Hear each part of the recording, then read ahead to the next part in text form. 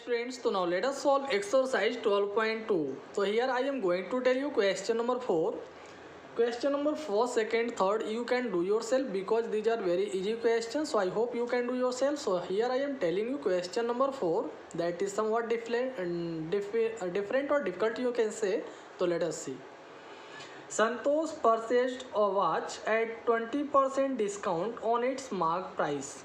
कह रहा संतोष एक वॉच यानी एक घड़ी खरीदता है उसके मार्क प्राइस पे 20% डिस्काउंट पर। यानी संतोष जो वॉच का मार्क प्राइस है ना, उस मार्क प्राइस पे 20% डिस्काउंट पर वॉच यानी घड़ी खरीदता है, but sold it at a mark price, लेकिन वो उसे मार्क प्राइस पे बेच देता है। तो find the profit percent of Santosh on this transaction. तो इस ट्रांजेक्शन में संतोष का कितना प्रॉफिट हुआ ये हमें बताना है ना। तो बहुत ही इजी क्वेश्चन है। तो देखिए स्टूडेंट, हमें ये नहीं पता मार्क प्राइस कितना है, लेकिन मार्क प्राइस जो भी है उस पर वो 20% डिस्काउंट पाता है, ये हमें पता है। तो हमें तो ये पता है कि डिस्काउंट परसेंट कितना दिया है, 20%।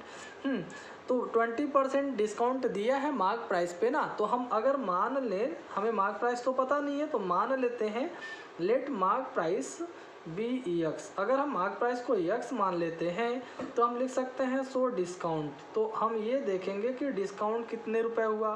तो डिस्काउंट कितना हो रहा है, 20% ऑफ मार्क प्राइस यानी एक्स। तो एक्स का 20% निकालेंगे तो 20/100 ऑफ का मतलब इंटू एक्स हो गया। 21 जा 20, 25 जा 100 यानी एक्स अपॉन 5 रुपये का वो डिस्काउंट पाया है कि नहीं। तो एक्स अपॉन 5 रुपये का डिस्काउंट मिला। तो हमें बताना क्या था, हमें बताना है प्रॉफिट परसेंट ऑफ संतोष ना। ध्यान ये देना है कि वह इतने रुपए का डिस्काउंट पाया है, फिर कह रहा लेकिन वो इस घड़ी को बेच दिया मार्क प्राइस पर ही, यानी इतने का ही वो बेच दिया। कितने का बेचा, एमपी दिया है इसका एक्स रुपये पे बेच दिया ना। समझ में आ रहा है कि नहीं आ रहा। इतने रुपए का उसे डिस्काउंट मिला है, तो इसका मतलब वो ख़रीदा कितने का, ये हमें पता होना चाहिए कितने का वो ख़रीदा। तो पहले हम ये निकालेंगे कि इसका सीपी कितना, एसपी कितना आ रहा है। तो एसपी इक्वल टू हो जाएगा एमपी माइनस डिस्काउंट। क्या हो जाएगा, एमपी माइनस डिस्काउंट। तो एमपी एक्स है, डिस्काउंट एक्स अपान 5 है। एलसीएम ले लेंगे इसके अपान 1 मान करके, तो 5x माइनस एक्स अपान 5 यानी 5x से 1x निकल गया, 4x अपान 5 रुपये का डिस्काउंट, 4x अपान 5 रुपये इसका सेलिंग प्राइस आ गया, यानी इतने रुपए का वो ख़रीदा है। ठीक, इतने रुपए का वो ख़रीदा और बेचा कितने रुपए का है, एक्स रुपये का ही बेचा है। हाँ, बेचा कितने का है, इतने का वो देख लीजिए, ध्यान हमें ये देना है कि एसपी संतोष का आ रहा है 20% डिस्काउंट हम दे रहे हैं। तो 20% डिस्काउंट के बाद इसका एसपी आ रहा है 4x अपान 5 रुपये और वो बेच रहा है उसे मार्क प्राइस पे। अब हम लिख सकते हैं एंड एसपी ऑफ संतोष, मतलब संतोष ने इसे कितने रुपए में बेचा, कितने रुपए का बेचा है, मार्क प्राइस पे यानी एक्स रुपये पे बेच दिया है कि नहीं। तो इतने का बेच रहा और इतने का खरीद रहा, तो इसमें दोनों को हम माइनस कर लेंगे तो पता चल जाएगा कि संतोष का प्रॉफिट कितना आया। तो हम लिख देंगे सो प्रॉफिट ऑफ संतोष। तो संतोष का अगर हमें प्रॉफिट निकालना है तो हम क्या करेंगे, x से 4x अपान 5 को माइनस कर लेंगे तो ये आ जाएगा 5x माइनस 4x अपान 5 यानी x अपान 5 रुपये आ गया। कितना आ गया, x अपान 5 रुपये आ गया। तो इस तरह से x अपान 5 रुपये जो अभी हमने यहाँ फाइंड किया, ये संतोष का प्रॉफिट आ गया। तो हम लिख सकते हैं सो प्रॉफिट परसेंट। तो हम लिख सकते हैं so profit percent equal to profit जितना आया है, कितना आया, एक्स अपान 5 रुपये। कितने पे प्रॉफिट पाया, इतने पे, इतने का खरीदा था वो, तो 4x अपान 5 रुपये अपान में आ जाएगा और परसेंट में चेंज करना, 100 से मल्टीप्लाई कर देंगे। तो इस केस में आप जानते हैं अंदर का अंदर और सबसे नीचे का सबसे ऊपर मल्टीप्लाई होता है। तो ये x इंटू 5 हो गया, सबसे नीचे का सबसे ऊपर मल्टीप्लाई, अंदर का अंदर हो जाएगा तो 5 इंटू ये 4x हो गया इंटू 100%। एक्स से एक्स कैंसिल हो गया, 5 से 5 कैंसिल हो गया, 4 टू जा 8, 4 5 जा 25। हाँ 4 5 जा 20 होता है, 4 5 जा 20। तो इस तरह से 25% आपका संतोष के लिए प्रॉफिट आ गया। तो इस ट्रांजैक्शन में संतोष का 25% का प्रॉफिट हुआ, है कि नहीं। तो ये क्वेश्चन थोड़ा सा अलग था, डिफरेंट था। तो आई होप आपको ये जो क्वेश्चन समझ में आया होगा। हाँ, यदि आपको क्वेश्चन ना समझ में आया हो तो आप 2 बार 3 बार वीडियो को बैक करके देखें, आपको ज़रूर वो क्वेश्चन समझ में आ जाएगा। ओके स्टूडेंट्स, तो now let us see question number 7। तो here you are given how much % above the cost price should a shopkeeper mark his goods. कह रहा कि एक दुकानदार अपने कॉस्ट प्राइस से कितना ज़्यादा % बढ़ा करके मार्किंग करे। हाँ, अपने कॉस्ट प्राइस से कितना % बढ़ा करके मार्किंग करे, so that after allowing a discount of 10% on the mark price, ताकि मार्क प्राइस पे 10% का डिस्काउंट देने के बाद भी ही ऑन्स अ प्रॉफिट ऑफ 8%, यानी इसका 8% का प्रॉफिट हो, है ना स्टूडेंट। तो हमें ये नहीं पता है कि वो मार्किंग कितना % करेगा, हमें ये बताना है। क्या बताना है कि वो कॉस्ट प्राइस से कितना % ज़्यादा मार्किंग करेगा, ठीक है। तो हमें ये भी नहीं पता है कि इसका मार्क प्राइस कितना है कि नहीं, इसका मार्क प्राइस क्या है ये भी हमें नहीं पता।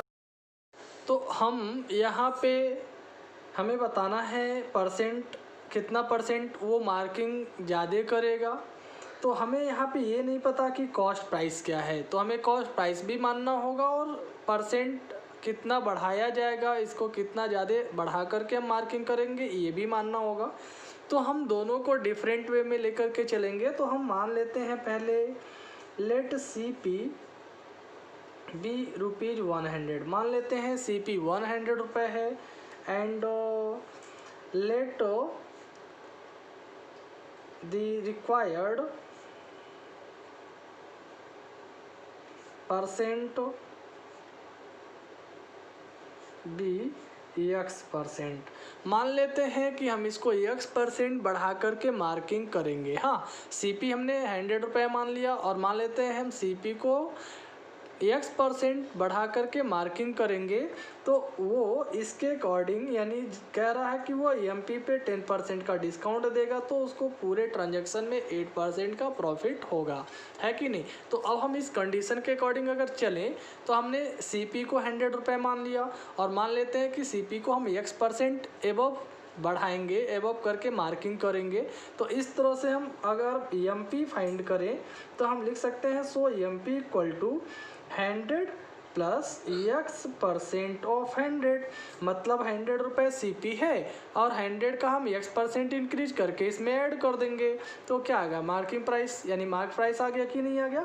तो इस तरह से हम लिख सकते हैं 100 प्लस X/100, % हटाएंगे अपन 100, आपका मतलब इंटू 100, ये 100 से 100 कैंसिल, तो ये आ जाएगा 100 प्लस X। क्या आ गया, 100 प्लस X। तो ये क्या आ गया स्टूडेंट, MP आ गया, यानी मार्क प्राइस आ गया। अब हमें पता है कि अब इस मार्क प्राइस पे 10% का डिस्काउंट दे रहा है। क्या दे रहा है, डिस्काउंट। तो अब हम लिख सकते हैं सो डिस्काउंट इक्वल टू, तो हमें पता है डिस्काउंट इक्वल टू होता है 10% डिस्काउंट दे रहा ना, तो 10% ऑफ MP। तो आपको पता है 10/100 हो जाएगा ये, आपका मतलब इंटू MP आपका आया है 100 प्लस X। ये 10 से 10 कैंसिल, तो इस तरह से 100 प्लस X/10 इतना बच रहा है, यानी इतने रुपए का वो डिस्काउंट दे दिया। तो इस तरह से हमें ये पता चल गया MP इतने रुपए है, 100 प्लस X डिस्काउंट है, 100 प्लस X/10 ये डिस्काउंट हो गया। तो हम लिख सकते हैं सो सेलिंग प्राइस, तो सेलिंग प्राइस इक्वल टू होता है मार्क प्राइस माइनस डिस्काउंट, यही होता है ना। तो मार्क प्राइस हमें पता है 100 प्लस X है, तो 100 प्लस X से हम माइनस कर देंगे क्या, 100 प्लस X/10 जो आपका डिस्काउंट यहाँ आया, है कि नहीं। तो माइनस करके देख लेते हैं। अगर हम माइनस करेंगे यहाँ पे तो ये LCM लेना होगा, तो LCM लेने पे आ जाएगा 1000 प्लस 10X और ये ब्रैकेट हटाएंगे तो माइनस 100 और माइनस X/A आ जाएगा 10। तो 1000 से 100 निकल जाएगा, बचेगा 900 और 10x से 1x माइनस हो गया, क्या बचा माइनस 9 नहीं प्लस 9x, क्योंकि प्लस ज़्यादा है तो प्लस 9x अपान आ गया 10, यानी ये एस पी आ गया, है कि नहीं स्टूडेंट। तो इस तरह से हमें एस पी भी पता चल गया। और क्वेश्चन में कह रहा कि टोटल जो आपका प्रॉफिट परसेंट लेना है 8%। तो इस तरह से हम कह सकते हैं जब हमें एस पी भी पता है, हाँ सी पी भी पता 100 रुपये है और प्रॉफिट परसेंट भी पता है, तो हम एस पी का फॉर्मूला इस केस में हम पढ़े थे। हाँ, क्या पढ़े थे हम एस पी का फॉर्मूला। इस केस में हम कह सकते हैं एस पी इक्वल टू होता है 100 प्लस प्रॉफिट परसेंट अपान 100 इंटू सी पी, है कि नहीं। जो हम लोग फर्स्ट एक्सरसाइज में क्वेश्चन सॉल्व करने वाला फार्मूला पढ़े थे, बस वही फार्मूला में यहाँ यूज करना है। तो स्टूडेंट इस तरह से हम एस पी के स्थान पे लिख देंगे, एस पी जो अभी आपका आया है 900 प्लस 9x अपान 10, ये आपका एस पी हो गया। और ये 100 प्लस प्रॉफिट 8% है अपान 100 इंटू सी पी हमारा 100 है। ये 100 से 100 कैंसिल हो गया, तो इस तरह से यहाँ आएगा 900 plus 9x upon 10 equal to 100 में 8 ऐड कर लेंगे 108। हाँ, क्रॉस मल्टीप्लाई अगर हम कर लें तो ये 900 प्लस 9x इक्वल टू आएगा 1080।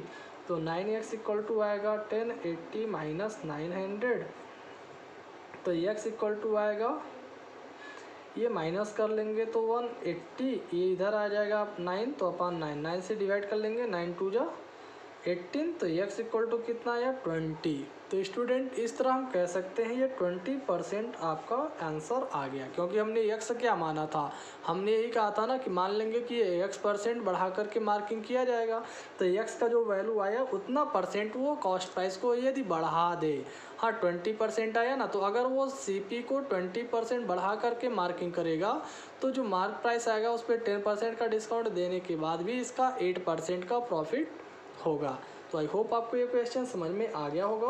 तो student in this way you have to solve the remaining question, so solve the remaining question and understand more.